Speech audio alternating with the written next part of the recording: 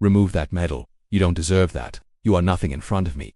Your bullshit rank means nothing here. The ballroom sparkled with excess. Velvet curtains, golden tableware, and glistening chandeliers hung above people who measured patriotism by the size of their donation. And standing on the center stage was Colonel Dana Miles, a war hero in full formal dress uniform, rigid, regal, and resented. She wasn't invited to this gala for applause. She was invited to be paraded, and one man, CEO Charles Vance, made sure she felt it as she stood to give her short speech on military service and sacrifice. Vance interrupted, swaggering onto the stage with a bourbon glass in hand and a microphone in the other. His words were poison. Remove that medal. You don't deserve that. You are nothing in front of me.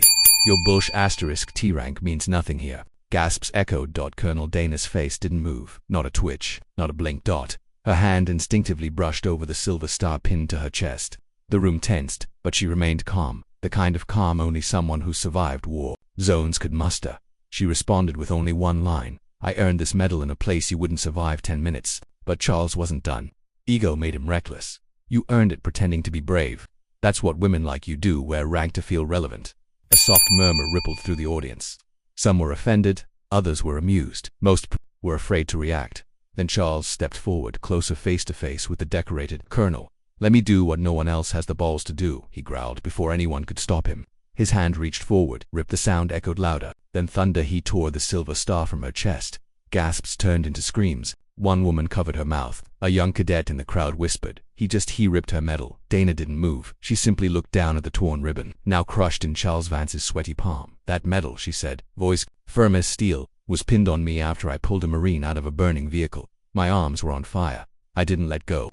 Charles smirked, flicking the medal to the floor like garbage. You're dismissed. That word dismissed struck harder than the rip. But Colonel Miles didn't reply. She simply stood taller then. The ballroom doors opened, and in walked a young man in desert fatigues, boots thudding across the polished marble floor. Eyes alert. Face carved in pain and fury. Major James Miles, her son. The crowd split like the Red Sea as he marched forward. He saw her chest, the missing medal, the silence, the arrogance in Vance's smirk. He dropped his duffel bag without a word and said, Tell me he didn't touch her. He walked in expecting applause. Instead, he saw his mother humiliated and a billionaire, holding her medal like a trophy. Major James Miles didn't wait for permission. He stormed the stage, boots pounding each marble step, his gaze locked onto the crushed medal lying at the billionaire's feet. No salute, no hesitation. Charles Vance scoffed. Who's this? Another uniform in need of a spotlight. But James wasn't listening. His eyes were on his mother's uniform, the torn fabric, the missing star, the pain behind her controlled expression. Did he touch you, ma'am? Dana nodded once. He did. James stepped forward slowly. You put your hands on a colonel, he growled, voice low. You're lucky you're still breathing. Vance laughed. What? Are you going to pull rank? Get in line, soldier. But he wasn't laughing when James knelt down, carefully picked up the silver star, and turned to face the crowd. This medal, James said, raising it high, was earned, not handed out, and it damn sure wasn't yours to take. Silence. Then he looked back at Vance. You want a war with my family? James asked. Good. I've fought in worse places, and I never lose. Some men inherit money, others earn respect, but when a man tries to buy both, the military doesn't salute, it pushes back. James stared at the crowd. You all came here for a gala, he said. You got a front row seat to disgrace. He turned to Vance. My mother saved American lives. You saved tax loopholes. Dana finally stepped forward beside her son. Enough. James lowered his voice. Not yet. He held up the silver star again. You don't get to rewrite what this means. She didn't bleed for a paycheck. You wouldn't know honor if it shook your hand. The ballroom remained silent, but something had shifted. Men in uniform stood straighter. Women clutched their medals tighter. Someone in the back began to film.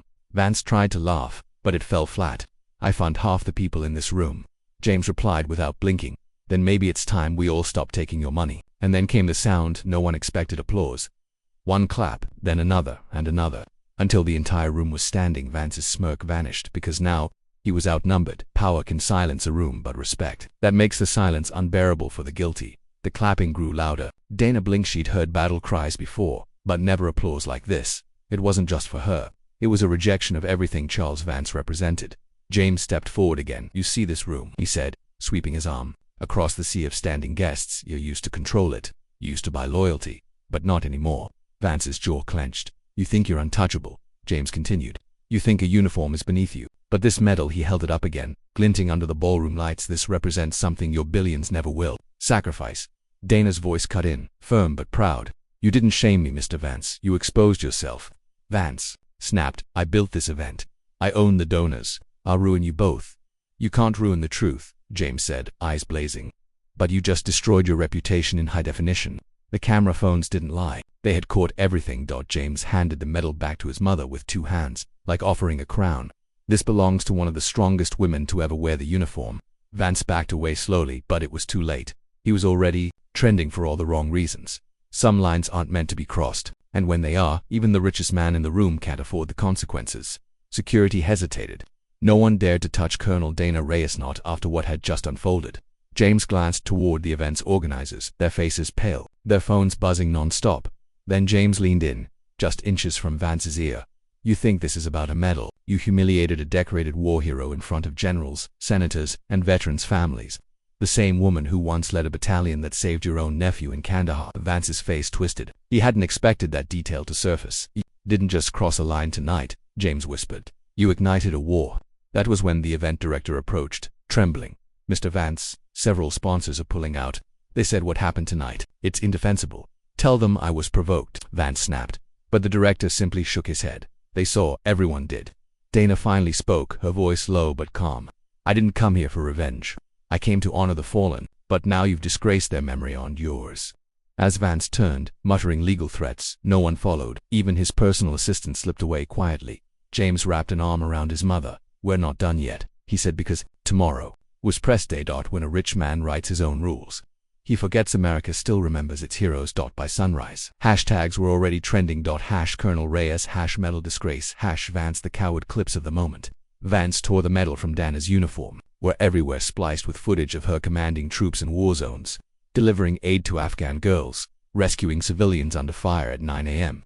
Dana and James walked into CNN studio. The anchor, holding back tears, looked at her and said, Ma'am, on behalf of the nation, we're sorry. Dana didn't cry. She told the truth about what Vance said, what he did, about how women in uniform are still disrespected even by men who profit from their sacrifice, James added. This wasn't about a medal, it was about power, and some people don't like powerful black women reminding them they didn't earn their spot. By noon, CEOs were denouncing Vance, veterans were protesting outside his company, and stock in Vance's stock had dropped 17%.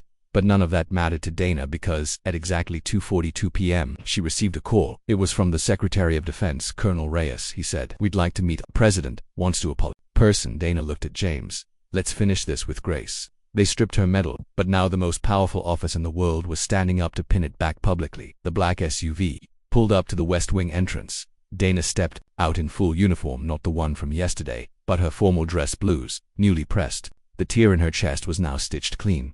But the wound Vance left, still healing. James walked beside her, crisp suit, jaw clenched. He wasn't just her son anymore, he was her guard, her witness. Inside the Oval Office, the president stood and extended his hand.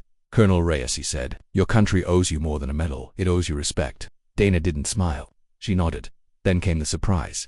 The president reached into a case and pulled out a custom-made medal with her combat number engraved on the back. He pinned it himself. This, he said, is not just for bravery in battle, it's for bravery and dignity in the face of public disgrace. The cameras flashed. Dana turned slightly to the press and whispered, I didn't stand for applause.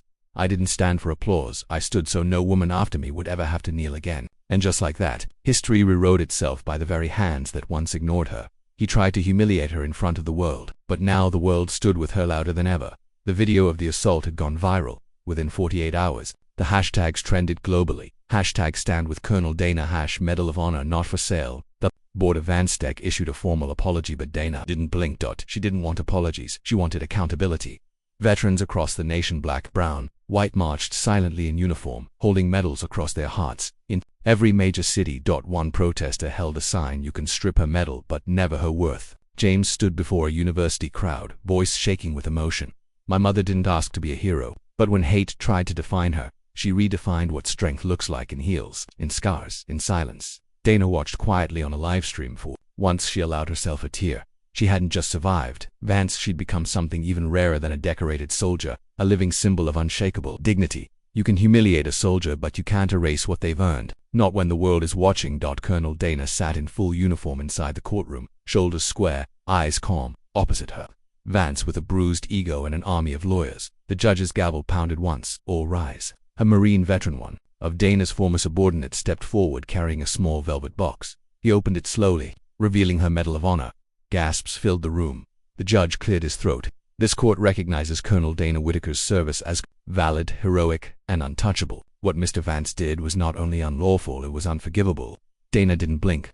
She rose with dignity, took the medal back, and said, "You didn't give this to me. You can't take it away." The entire room stood and applauded, and Vance shrank behind his briefcase, finally silent. When power is abused, justice doesn't knock, it storms in wearing boots. Vance stormed out of court, shouting into his phone, "I don't care what the judge said. I'll destroy her reputation, freeze her accounts, ruin her retirement." He didn't notice the man in uniform quietly walking behind him, Colonel Dana's son. Commander Elias Whitaker leaned in, voice like steel. "You touch her again, and I'll unseal everything." Vance froze. "Unseal?" Elias handed him a sealed file. "Operation Iron Nest, the one she led. The one your company tried to sabotage. One word from me, and the Pentagon reviews your defense contracts. Every single one."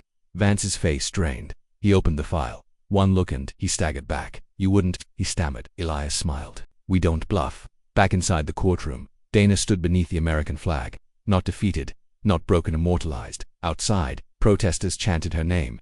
Inside, the medal gleamed again, restored. Some medals shine brighter after they've been torn away. Want more stories like this? Subscribe, comment what justice means to you, and share with someone who needs to remember. Courage doesn't beg, it stands.